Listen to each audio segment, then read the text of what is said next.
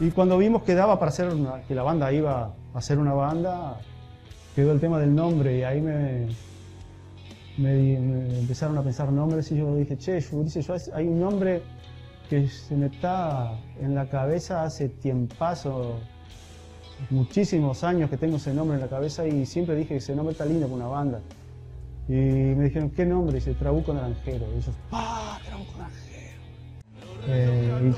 Fue lo que hicimos. Tuvimos todo el año 2003, no tocamos y preparamos el disco Combate, que fue el disco que, como que dice, si se puede decir, que reventó Trabuco para la región, más bien, ¿no?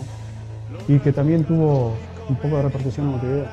Preparamos ese disco con mucho detalle y con muchos invitados. Trajimos al Chito de Melo, a La Flaca, Lucas tocó el bajo en un tema, Nario Recoba tocó el bandoneón y nos dimos el lujo de traer a la Tabaré, que fue un tema que cuando lo hicimos dijimos, che, esto acá está para que cante Tabaré Rivero, y ahí, pero ¿cómo lo traemos?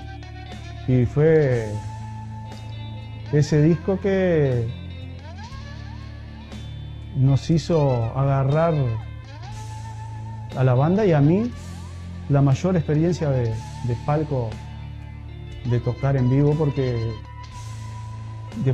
entre el proceso de grabación y de que se terminó el año 2005, nosotros tocamos entre 25 y 30 veces.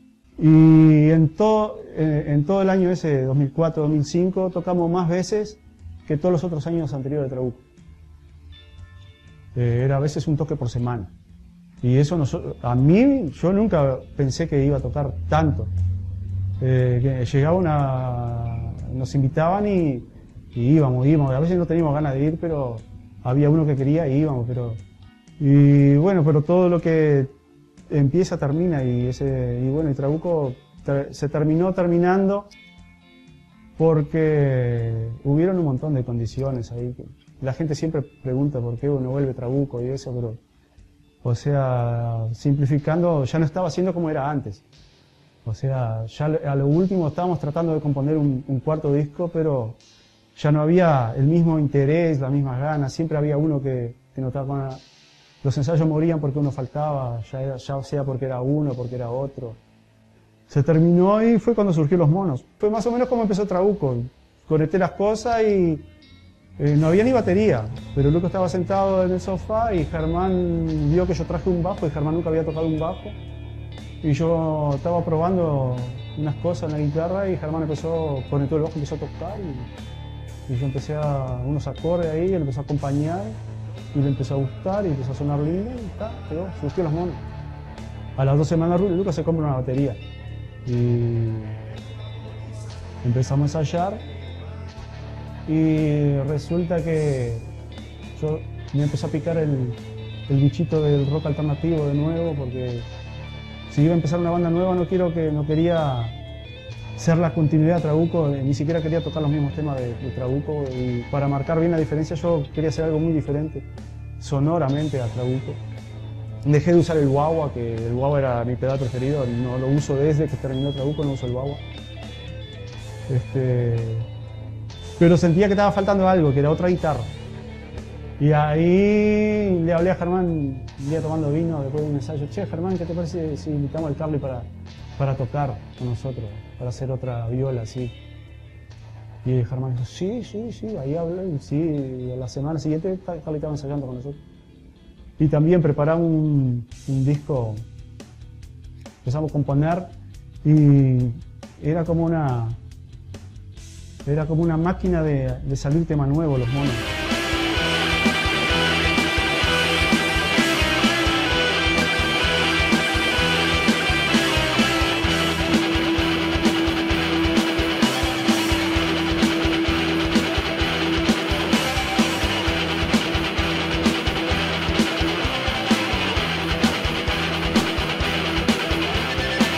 Estoy alienado y desarraigado. Todas las miradas vienen de costado. Una casa en España. Yo estaba bastante inspirado y la banda tenía una química impresionante. Y yo siempre digo que la verdadera banda Llegando a los Monos, la gente nunca la llegó a conocer porque la banda era lo que era, eran más la zapada de los ensayos que los temas que quedaron grabados y que tocamos en vivo. Porque era impresionante lo que salía en aquellos ensayos, que después nunca terminaba siendo una música, pero era un pire de guitarras y de...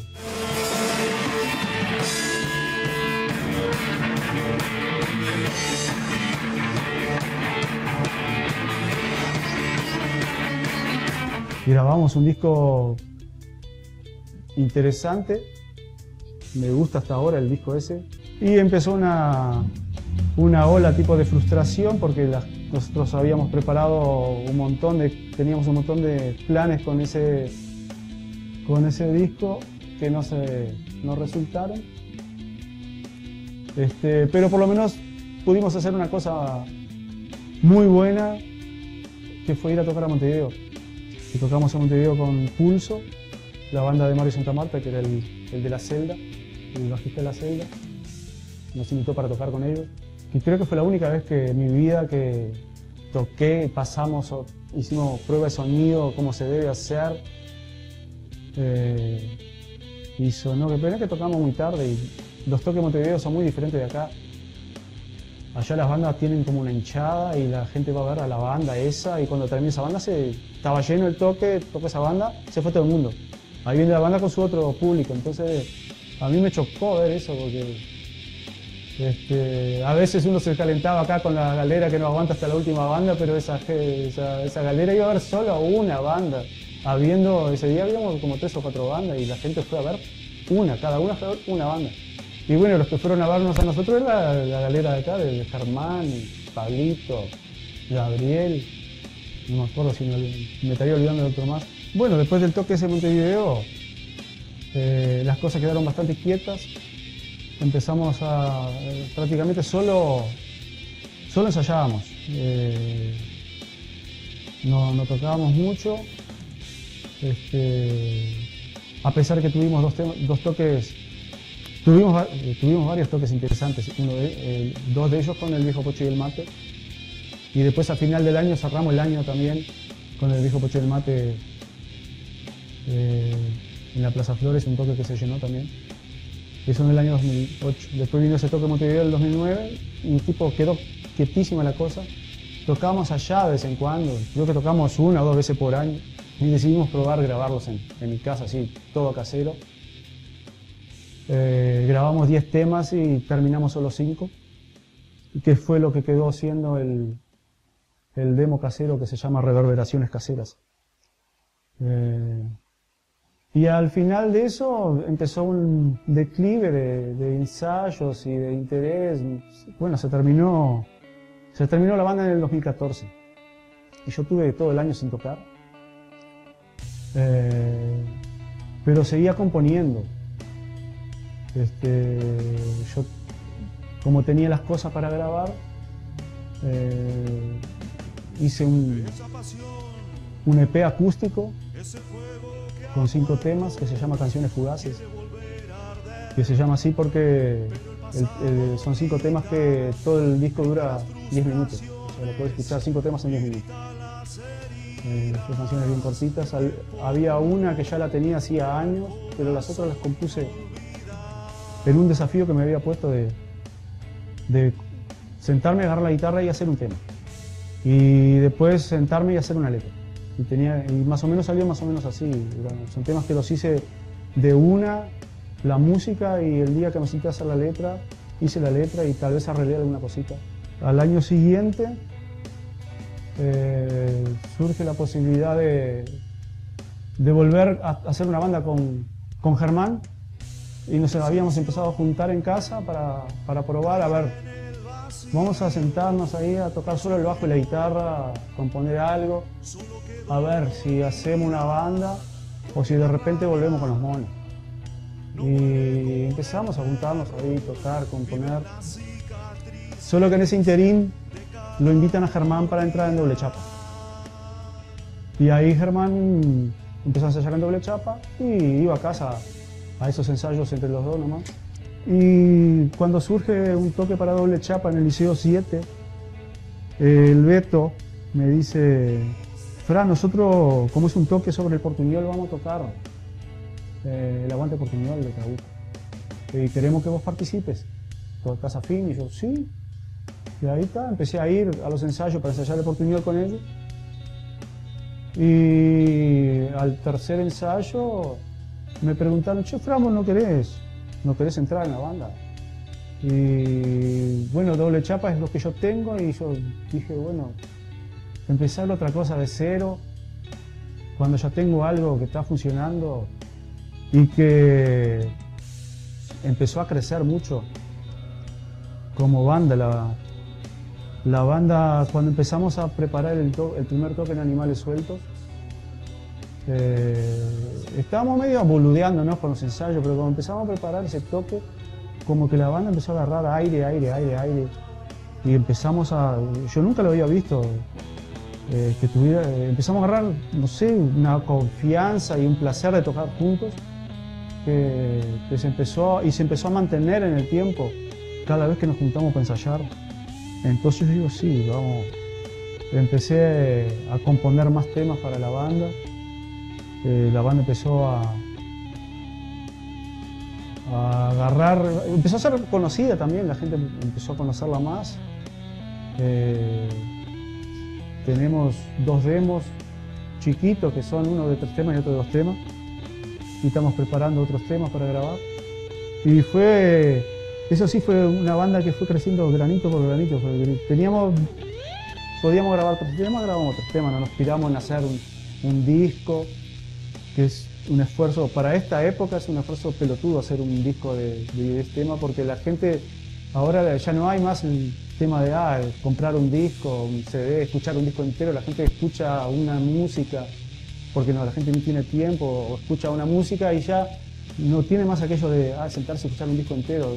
Ya, mira esto, escucha otra, de otra banda.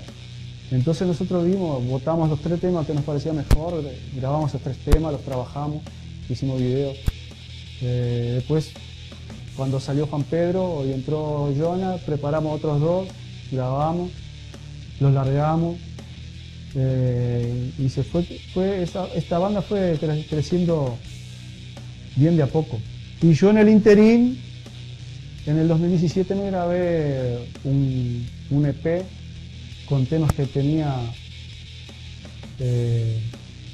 más experimentales, que no cabían en doble chapa, porque era un tire, era probando prácticamente, dándome una panzada de pedales y ver lo que salía, y después tratando de meterle una letra arriba. Y algunos salieron solo instrumentales, y realmente no era algo que fuera como para doble chapa. Entonces hice un EP que se llamaba, ni me acuerdo, es tan largo el nombre que ni yo me acuerdo cómo se llama, Experimento Sofadélico Alternativo Eremita, algo así. Y también el año pasado grabé otros 2 temas, porque estaba extrañando la polenta de la distorsión, y me grabé como 20 cosas, 20 ideas de temas, y que iban a salir 6 y terminaron saliendo solo 2. Estoy siempre haciendo cosas, y estoy siempre buscando sonidos. Admiro a la gente que puede hacer como los Ramones toda la vida, igual y bien, y siempre sacando esos terribles discos, pero yo no es parte de mi temperamento. Yo soy una persona obsesiva con las cosas. Yo me obsesiono con algo. Por ejemplo, cuando estaba en Residuos era obsesionado con el punk y quería hacer punk. Incluso los gurises dijeron, che, si querés hacer otra cosa, no, como la banda punk va a ser punk, y yo quería hacer punk, Y con Trabuco era una cosa más rock and roll, y que se prestaba para una mistura, y yo también quería, siempre, pero en un momento quiero otra cosa, y escucho algo, por ejemplo, que me gusta, y estoy solo escuchando eso, pero no lo escucho con la guitarra en la mano para andar sacando. Yo lo escucho con toda esa compulsión porque algo me va a quedar. Y yo no quiero estar con la guitarra mientras eso ocurre para no estar copiando. Porque yo sé que ya tengo un bagaje que viene de atrás y yo quiero que esas cosas que yo estoy escuchando en el momento permee de otra manera en mí, como para que se pueda mezclar con lo que yo ya tengo. Y este momento en Doble Chapa se presta justamente porque me permite, es una banda que se presta mucho para mezclar cualquier cosa. Entonces yo todas las cosas que escucho siempre encuentran un lugar en Doble Chapa. Viste que yo te dije que no me gusta hablar de mí y hablé prácticamente de las bandas que tuve. Siempre, porque yo soy un tipo de... Yo sin una banda no soy nada. Pero si me preguntas las influencias que tuve y que tengo,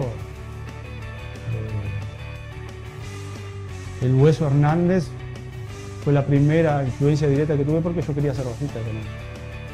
Y aquellos bajos que le hacían nos estábamos impresionantes. Y después cuando me pasé a la guitarra fue el Gordo Parodi. Y por extensión el Gordo Parodi, el guitarrista de Bauhaus, porque le encontré, cuando conocí Bauhaus encontré un montón de cosas de ruiditos de los estómagos que salían de ahí de escuchar Bauhaus. Y después cuando conocí a Jimi Hendrix, que lo conocía de toda la vida, pero nunca había escuchado, sabía que me era, pero nunca había tenido oportunidad. Cuando me puse a explorar a Jimi Hendrix, me hizo pum la cabeza así. Y últimamente, en los últimos 20 años o más, pero John Frusciante, que también es un tipo que es bastante discípulo de Jimi Hendrix, pero le agregó un montón de cosas. Guitarrista que me impresionó también, que conocí hace bien poquito, es la guitarrista de Screaming Females, que es una banda punky. No es bien punky, es tipo alternativa, pero mucho punky tiene. Pero que es una banda que tiene esa furia punk y se permite hacer unos solos tipo Guitar Hero que están impresionantes. Marisa Pasternoster se llama. Me impresionó bastante esa guitarrita. A mí lo que no me gusta mucho es el shredding que llaman, eso, estar con la competencia de velocidad, eso nunca me llegó. Cuando era guacho me impresionaba ver a los tipos hacer toda aquella acrobacia con la guitarra, pero yo los miraba a la cara y estaban, parece que con cara de malo, así, ¿viste? Parece que les cuesta, están peleando con la guitarra para hacer, a mí me gusta más la cosa más suelta. Admiro a quien tiene la paciencia para pasar 10 horas haciendo ejercicio para hacer eso, pero y no voy a decir que hay algunos que puedo escuchar, pero la mayoría no logra mi atención. No me puedo dar más el lujo de planificar nada, porque yo tengo una vieja que está con Alzheimer y con mi hermano decidimos cuidarla nosotros, no poner gente de afuera para cuidarla. Entonces, entre el trabajo y los cuidados de mi vieja me está insumiendo mucho tiempo y entonces yo no estoy planificando nada a largo plazo. Yo estoy tratando de aprovechar cada momento que tengo para hacer música. Que en este momento tengo Doble Chapa para hacer música los sábados y algún momento los viernes de noche para poder tocar y componer algo mío, pero no tengo... Yo estoy dejando que las cosas sigan su curso. O sea, en este momento están surgiendo un montón de cosas para Doble Chapa y yo solo estoy esperando poder estar a la altura de las circunstancias y poder disponer del tiempo para hacer esas cosas con la banda, pero no me estoy viendo en ningún lugar específico. Están surgiendo toques y por suerte está dando para tocar. Espero que se mantenga por más tiempo. Y tengo composiciones, estoy componiendo siempre, pero ya no estoy diciendo, voy a componer y voy a grabar. Y esa es mi filosofía ahora. Tengo la banda para ensayar y cuando no va para ensayar no ensayo y tampoco me quemo la cabeza. Y la banda tampoco se quema la cabeza conmigo porque sabe cómo la hacer. Bueno, la escena acá evolucionó tanto como las bandas evolucionaron. Las bandas ahora ya no improvisan, no están para la joda, súper profesionales. Yo hasta ahora, yo no voy mucho a toques últimamente, pero todos los toques que voy en los últimos años, toditas las bandas, se nota que ensayaron, que están prolijas, que están para tocar por cualquier lado. Cuando nosotros empezamos, por más que el sueño nuestro era vivir de eso, ingenuo sueño de vivir de eso en aquella época, la propia falta de equipos y eso, y los toques que organizábamos nosotros, alquilábamos equipos y hacíamos lo posible por sonar bien, pero era difícil, era muy difícil sonar bien porque tampoco había equipos como hay ahora. Cualquier equipo barato suena bien y antes los equipos que sonaban bien eran caros, después los equipos baratos sonaban mal. Ahora cualquier equipo puede ser que lo compres y te dure 6 meses, pero esos 6 meses suena bien porque ya viene con cierto padrón de calidad el coso. La escena en cuanto a público, yo tengo altos y bajos de amor y odio con la escena de acá. Cuando empezamos a tocar, que hacíamos punky, la gente en aquel momento estaba para el rock progresivo, entonces la gente, nosotros íbamos a tocar, hacíamos un toque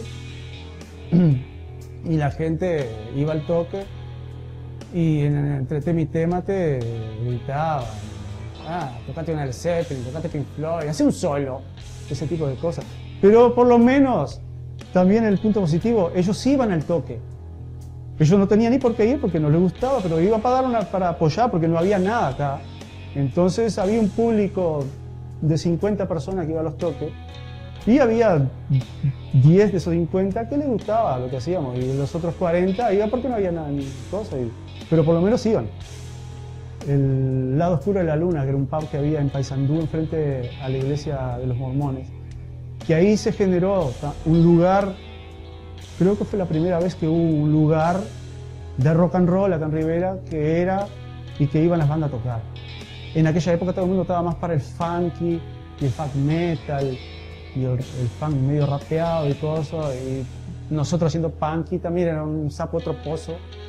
Luego en el 2000 con Nos, ahí explotó, porque ahí había público para todo, pero los lugares que hay para tocar se dieron cuenta que también que el músico tuvo que pagar para comprar el instrumento, tuvo que pagar para comprar cuerdas, tuvo que pagar para estudiar, tuvo que pagar, todo lo que él va a poner ahí para tocar le costó.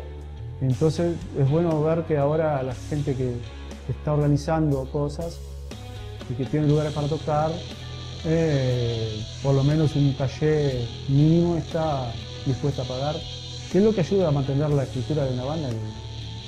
Porque si a vos se te revienta una cuerda en el medio de un toque, la gente no le va a gustar.